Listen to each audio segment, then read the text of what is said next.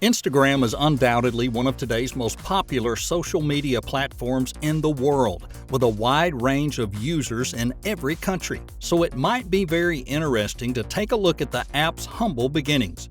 In today's video, we'll take a deep dive into the story of this social media giant, and some parts of the app's journey will definitely leave you tongue-tied.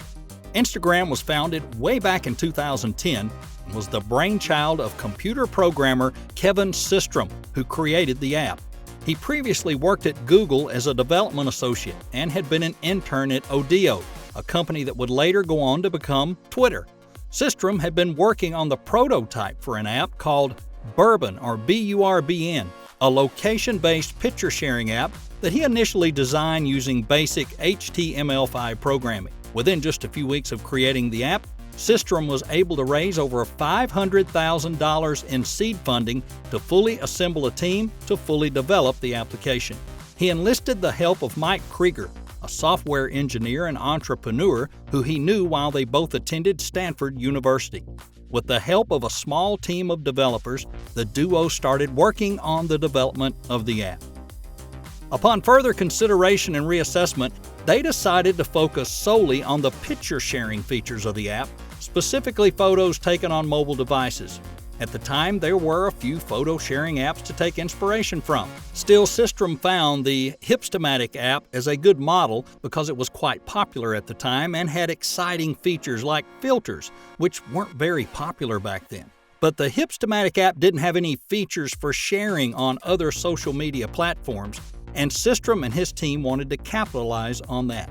They focused on stripping down the Bourbon app down to the base functions, which were photo posting, commenting on other people's posts, and the liking function as well.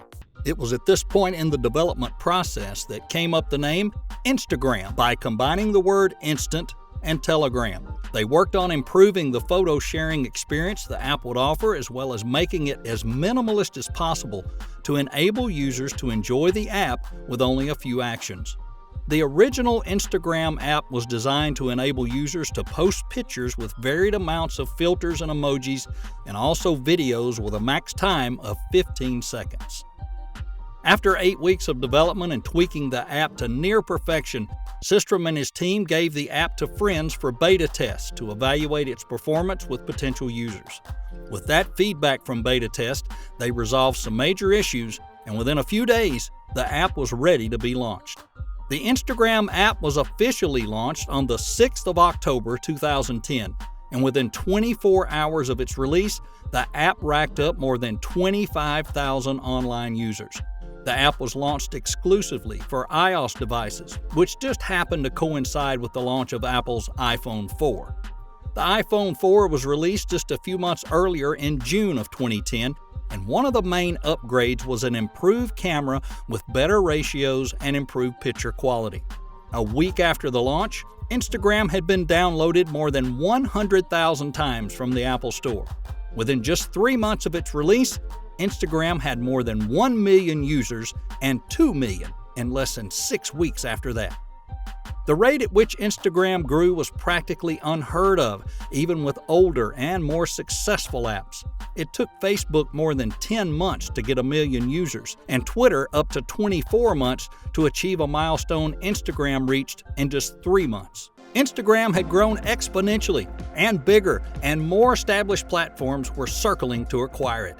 It was only down to who could pay more. The co-founder of Twitter, Jack Dorsey, knew Systrom from when they interned at Twitter back when it was still known as Odeo. Jack Dorsey reportedly expressed his desire to acquire Instagram and to integrate it with Twitter, and he even made a formal offer of $500 million in stock.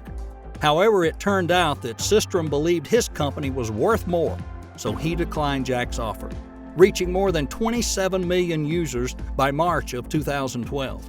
And plans were underway to double that with the app's release on Android devices. In April of 2012, Instagram was released on Google Play Store and had a record-breaking 1 million downloads in less than 1 day. During that period, the company had a valuation of close to $500 million, but Systrom and Mark Zuckerberg had other plans for the company. Both men had been in communication through events at Stanford University, and Zuckerberg had been following up with Systrom through Instagram's rise to fame. In April 2012, Facebook made an obscene offer to purchase Instagram for $1 billion in cash and stock. One key provision laid out by Systrom before he accepted the offer was for the company to remain independently managed, which was accepted by Facebook. At the time of the sale, it was unheard of for a company with less than 13 employees to be bought or sold for such a huge amount. A lot of speculation surrounded the sale, and one major speculation was that Facebook bought Instagram for such a huge amount out of fear of competition, as they both had a similar target audience. Regardless of the reason for the acquisition, it would turn out to be worth it in the end, with Instagram's continued growth. At the time of the sale, Facebook was still a privately traded company, but barely a month after the acquisition of Instagram, Facebook launched its IPO and became a publicly traded company. And although Instagram itself isn't publicly traded, it is listed under Facebook, now a Meta umbrella company. With the launch on Android devices, Instagram racked up more than 80 million users by July of 2012. Throughout the year, the company introduced a slew of new features to the app, which included new filters, photo maps, web profiles, and mobile photo pages. These upgrades weren't the only new features the app saw, as Instagram became available in over 25 languages, which further increased its user base and boosted its market share and profit margins. The app also upgraded its user profile features to include both public and private profiles, to enable users to determine who can view their profiles. Instagram had a couple of good years since its launch, and by the end of 2012, it was winning awards for App of the Year across iOS and Android devices. But many consider the app's success as the main factor which caused them to make their next move, and what could only be described as a bout of arrogance.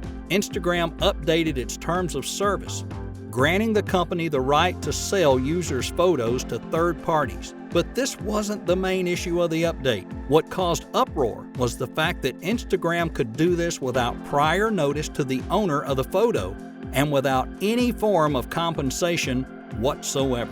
The update, which was vaguely written, granted Instagram, quote, the perpetual right to license users' photos to companies or any other organization, including for advertising purposes, which would effectively transform the website into the world's largest stock photo agency. The update sparked so much backlash from Instagram users and privacy advocates, with some users even deleting their accounts and causing the company to not only retract the updated terms, but also issue an apology through its founder. By 2013, the app had gained more than 150 million users, with more demand for other means of communicating in-app other than comments. The demand sparked the introduction of Instagram Direct Messages, the app's own private messaging service, which became popularly known as DMs today. With the app's continued popularity and recent major controversy, Instagram became relaxed in its restrictions to posts made by users, at least until it was investigated by the BBC for the sale of illicit drugs on its platform. Apparently, the BBC had conducted a study into posts made by mostly US-based users with images of illicit drugs which they were selling and completing the transaction via WhatsApp Messenger and other less regulated platforms. Instagram responded by raising its restrictions and deleting accounts found to have such illicit photos. That's also why today's posting policies are so hard. Instagram had grown exponentially, and it made sense that the company would seek to increase its profit margin because, well, before being a social media platform, it's still a business. To this end, Instagram introduced Sponsored Post in November of 2013, rebranding the app as an advertising platform as well. This enabled users to boost their highest engaging content to a specific target audience feed. Instagram also introduced Business Analytics Insight in 2014, a feature that allowed business accounts to track their weekly or monthly performance by checking the number of visits or engagements their account and post had. While Instagram was still the leading app in photo sharing in the world, there was another competitor infringing on its market share and doing so fast. Snapchat was making waves with its unique style of communication, where users could simply compile photos and videos on the My Story feature, and it's shown to friends and followers for 24 hours. Instagram followers were flocking to Snapchat for this feature, and Instagram made a move to retain its users. In a not-so-subtle attempt to compete with Snapchat, Instagram launched Instagram Story, a feature similar to the My Story feature on Snapchat, which allowed Instagram users to post videos and photos for 24 hours.